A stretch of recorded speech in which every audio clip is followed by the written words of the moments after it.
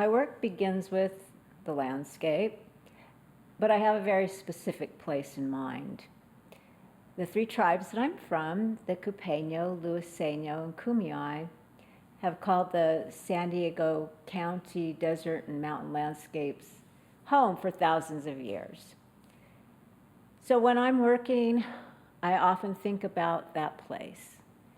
And I often visit our old village site, which is called Kupa, where my grandmother and the generations before her were born and raised. I also visit the Anza Borrego State Park, which is nearby and also home to several of the other tribes. My husband and I will go there to hike and explore, and he'll take photographs for me so I can use those later as reference points in the studio. Throughout the park, there's traces of indigenous life, including other village sites and rock art, which is called pictographs. And sometimes those make their way into my work as well. The plant and animal life there never fails to inspire me. In fact, in our traditional songs called bird songs and our creation stories, the plants and animal life are the characters and they are the people. And in those stories and songs, it tells about how the world came to be and how the people came to be where they are. So all of that is what I sort of think about, not just a landscape, but what the importance of that is to me. The images that I use in my work, such as plants, I do like to try to capture a sense that they're more than just a plant. I like there to be a sense of them coming into being or perhaps evolving.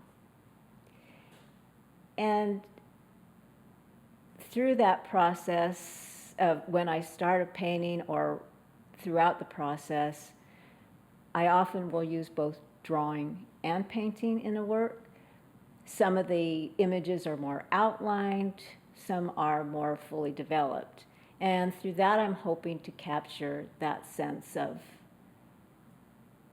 the plant coming into being. When I start a painting, I work pretty intuitively. I might be thinking about a certain color. Maybe I want it to be more predominantly red or predominantly yellow. But other than that, I really don't know which images I'll use. When I start a painting, I work very fluidly. I put down washes of color and let the drips all happen, and I'm hoping that those will kind of stay throughout the process, at least partially.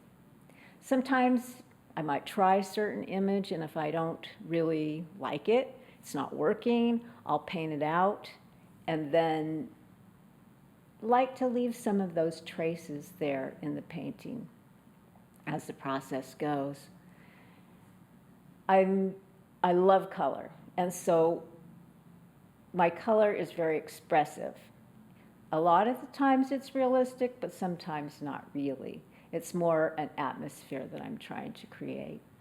This group and the work that we're showing together has been really important to me. I joined the group a few years after they were already established, and I feel like I was brought in and welcomed, and now I have a whole new set of relatives.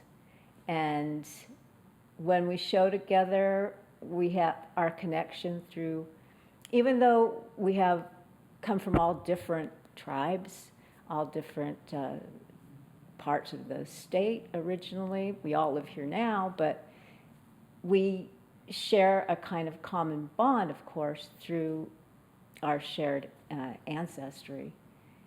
And it's been really just a wonderful experience, and I'm really excited about this whole show being put together.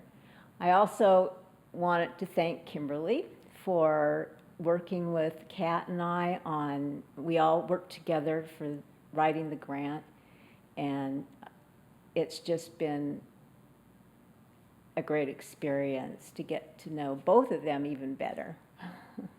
I don't really think that any of us probably, I can't speak for everybody, but have changed how we work. I think I've already I've been a working artist for 30 or more years, and I think I've always retained certain elements throughout the whole history of my work. I've had the similar themes throughout. It always started with landscape and stories and connecting back to my heritage.